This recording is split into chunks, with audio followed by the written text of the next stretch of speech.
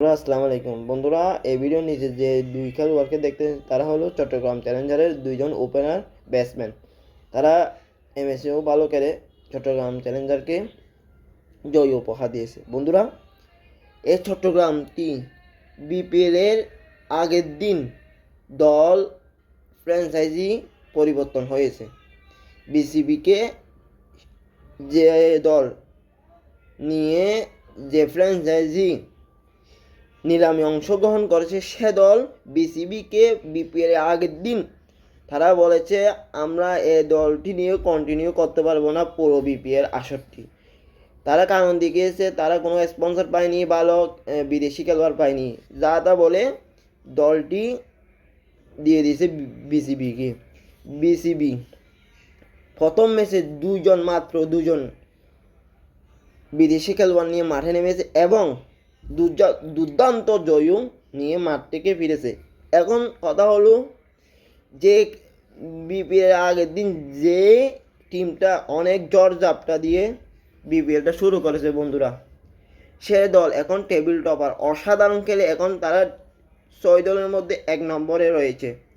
অভিনন্দন এবং শুভকামনাও জানাই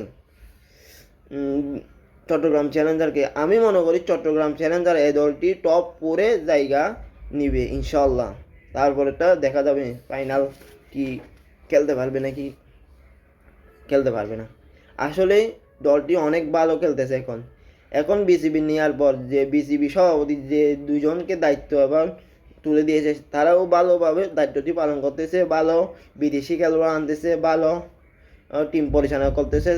তাই মাঠের ফলাফল পাচ্ছে দর্শকরা, চট্টগ্রামের দর্শকরা। আসলে বাইরে অনেক কথা হবে, মূল কাজটি হলো মাঠের ভিতরে চট্টগ্রাম চ্যালেঞ্জার মাঠের ভিতরের কাজটি অসাধারণ করতেছে এবং ভালো করতেছে।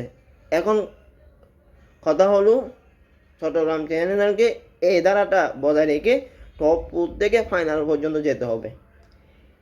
আরেকটি কথা হলো নাইম শেখ নিয়ে অনেক কথা হয়েছিল, নিলামে 1,10,00,000 টাকা কিনেছে বলে চট্টগ্রাম চ্যালেঞ্জার।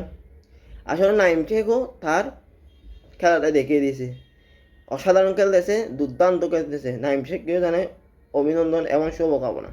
আশা করি চট্টগ্রাম চ্যালেঞ্জার টপ 4 থেকে ফাইনালে যাবে ইনশাল্লাহ। সবাই ভালো থাকবেন। আসসালামু আলাইকুম।